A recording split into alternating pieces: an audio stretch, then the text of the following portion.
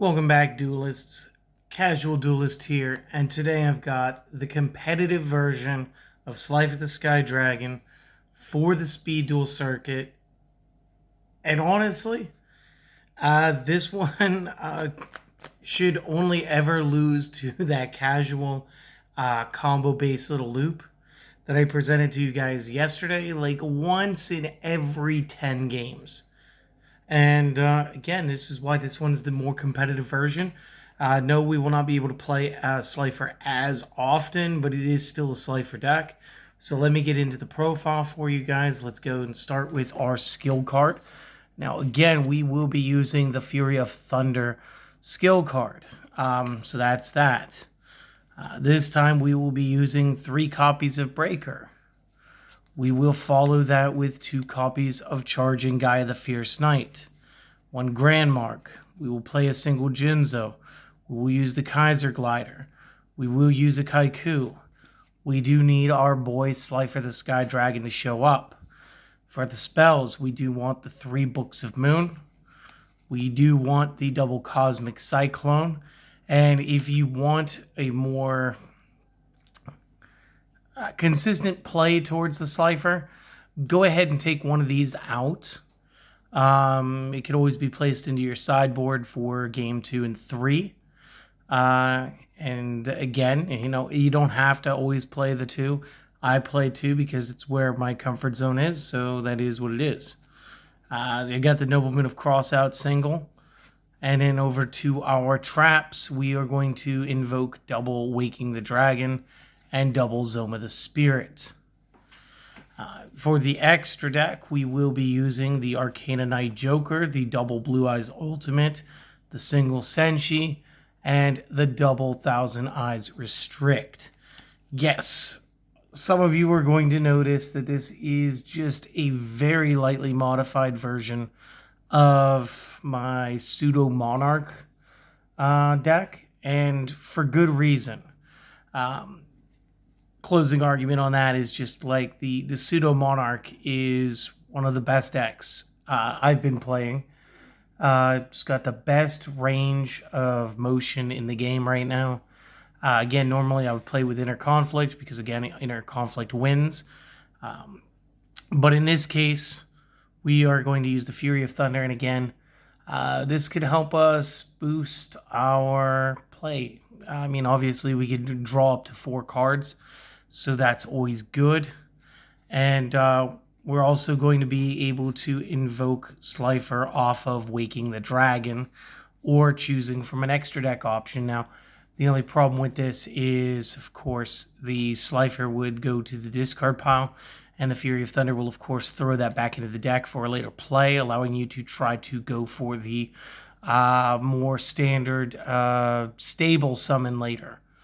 But if you guys were just here for the deck list and the base reasoning this time, obviously class is dismissed. If this has helped you, consider subscribing to the channel. We are over 200 right now. I'd like to see that double and triple before the end of the year, obviously. And again, tell your friends, let your friends know. Leave the comments if you guys want to be entered to win some random free cards, because that's always fun, and that's all you have to do. You just have to leave comments, and you guys have a lovely day. For everybody else, let's talk this one over as though we don't already know some of these cards. So the Fury of Thunder allows us 2 effects, and once we use each one, we have used it up. So the first effect is during the main phase. While you control Slifer the Sky Dragon, you draw until you have 4 cards in your hand. And the secondary effect being if Slifer the Sky Dragon is sent to the graveyard, then you can shuffle it back into your deck. So one is going to recur and back to your deck for you, and the other is just going to go ahead and let you beef up your hand. And again, since it's during your main phase, you're going to set a couple of cards, you're going to play your monster, whatever, and then you're going to boost up Slifer's power for 1. And since this is a better tech build rather than the loop combo from the last time, we will be able to, just go ahead and actually generate some real card advantage. So let's go ahead and leave our skill down here for now. Again, we need Breaker. On the normal summon, he gets his spell counter. He can only hold 1. He gains 300 attack for every spell counter he has. Again, 1. And you remove that spell counter on your turn and target a spell trap on the field to destroy. We would like to clear out the back rows. We would like to go ahead and make our plays as stable as possible and build our board to where we're able to summon our God card. And again, so this makes him like a 1600 or a 1900 depending, and fantastic character. Again, you're going to have the double charging Gaia the Fierce Knight, 2300, with the effect that you can normal summon without attributes, and if you do, its original attack is 1900. We do not need the rest of the text, we just need that.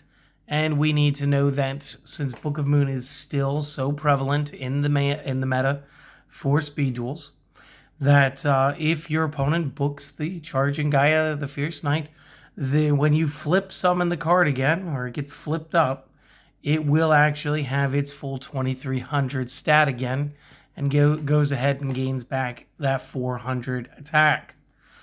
We are still going to use a single Grand Mark. This is another opportunity for you to increase your Slifer count if you wish. But again, between the Books of Moon and the fact that for the most part we should be putting the opponent on the defensive, I couldn't bring myself to take Grand Mark out. This is just another great way to go ahead and settle up the field, doing some trading 1-for-1 effects. And what the skill here is, if this card is tribute summon, target 1 set card on the field and destroy that target. So fantastic. Jinzo, again, we want to try to null traps while still using ours, and the best part is Waking the Dragon doesn't exactly activate on the field, and is therefore Jinzo proof. So if they Cosmic Cyclone it, thinking that you have, I don't know, your own Book of Moon, then you can still utilize the Waking the Dragons to go ahead and get your Slifer to go into the Fury of Thunder and get the extra card advantages real quick. Kaiser Glider, another great meta card here right now. And again, cannot be destroyed by battle with a monster that has the same attack as it. And if this card is destroyed and sent to the graveyard, target a monster on the field and return it to the hand. So again, he's either always going to swing and break it, or I'm going to swing, he's not going to make it, I still get to fling it off the field. So Kaiser Glider, the real OG, and really stepping up. And for those of you who've kind of noticed, looks like Baby Raw. So that's cute.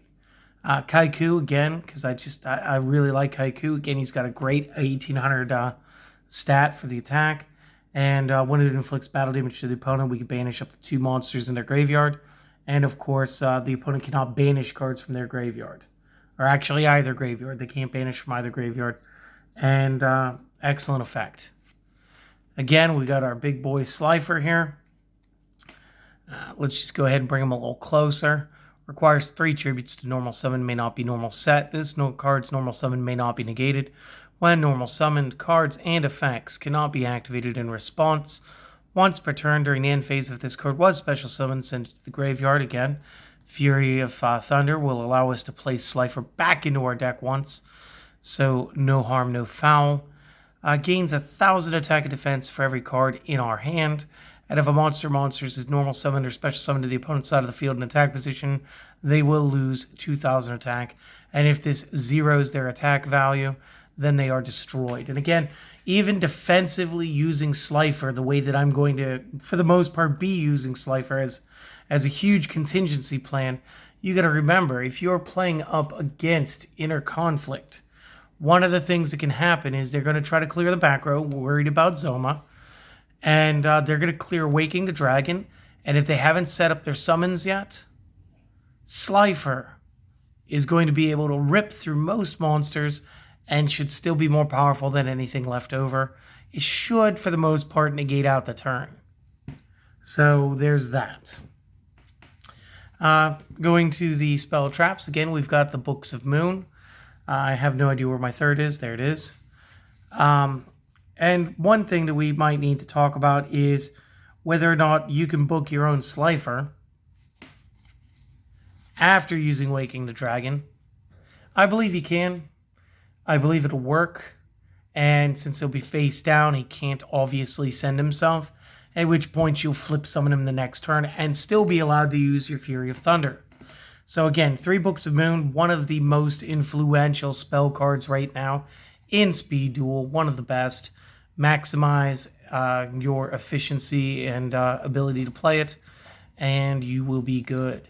Again, I fancy the double Cosmic Cyclone because, again, I'm not too fond of running into Zoma the Spirit. However, if Zoma is activated while Slifer's on the field, it is summoned and it will get destroyed. So I'm not too worried. So the double Cosmic Cyclone for a little bit of control. We do have the Nobleman of Crossout because, again, I still dislike the face downs. Again, Slifer cannot deal with the face down cards, and unlike Obelisk, could be targeted by cards like Maneater Bug. Going over to the Waking the Dragons, again, this is how we're going to access our extra deck, as well as the main way I've been accessing the Slifer, as far as using him as a more defensive technique. And when this set card in its owner's control has left the field because of an opponent's effect and is either in the discard pile or the banishment, you can special summon a monster from the deck or extra deck. And again, since we can special summon from the deck, this would allow us to play Slifer for free, no tributes, and really surprise the opponent. And again, lastly, we do want to play Zoma because Zoma is one of the best cards, again, right now in the meta. You could literally build a deck full of the good stuff cards. That's really what my Pseudo Monarchs was. And Zoma's no different. So when you activate this, you want to special summon this in defense as an effect monster. Dark Zombie level 4, 18 by 500. Still considered a trap, so it still retains a little weakness. And if this card summoned this way is destroyed by battle, not by Slifer's effect, battle, then inflict damage to the opponent equal to the attack of the monster that destroyed it. So, with a second mouth attack, Slifer can go ahead and actually parry the Zoma the Spirits just beautifully. So that's all fantastic. And again, the extra deck is just that basic. I play this every time. Arcanonite Joker for huge stat and self-protection. You got Blue Eyes Ultimates as being the strongest cards in the game right now, written stat. Rhea Senshi for those situations where you need somebody who's actually immune to... You need somebody who's actually immune to... what was it? Spell cards? Fusion can only be done with the above cards. When a normal trap is activated, quick effect, pay 1,000, negate. This card must be face up to activate and resolve. Negate the effect of any spell card that targets this card and destroy. So no, it's not just normal spells, it is all spells. So he can actually shrug off the Book of Moon. And again, there are going to be situations where, even though he's only at 2,000 points, Rhea Senshi is still going to be a game-changing high-value card for you. And of course, the double copies of Thousand Eyes are strict. Because again, sometimes you just need to reverse on your opponent, take their monster, and beat them upside the head with it. So that is it. I'm not going to do any test draws because you guys already you've seen this. You guys have seen the main build here, but this is what I would say is a competitive version of a deck that wants to run Slifer the Sky Dragon. Obviously, as we get more cards in the future, I do believe that this will get better for all the ancient Egyptian gods. And this really marks it, guys. From this point on, until we have a new Speed Duel release, I really get to open the toy box now and just build decks for deck's sake for the Tuesday Speed Duels. And I've got this Tech Warrior I want to show you guys. I've got a couple of secret projects that I really want to see you guys react to, and I get to do that now. I've completed all the new skills that were released for Battle City, and it took long enough. And for anybody who's still watching this, we got Slifer in the main game coming up tomorrow. So January was essentially the month of Egyptian gods, and I will see you on the next video tomorrow. You guys have a great night.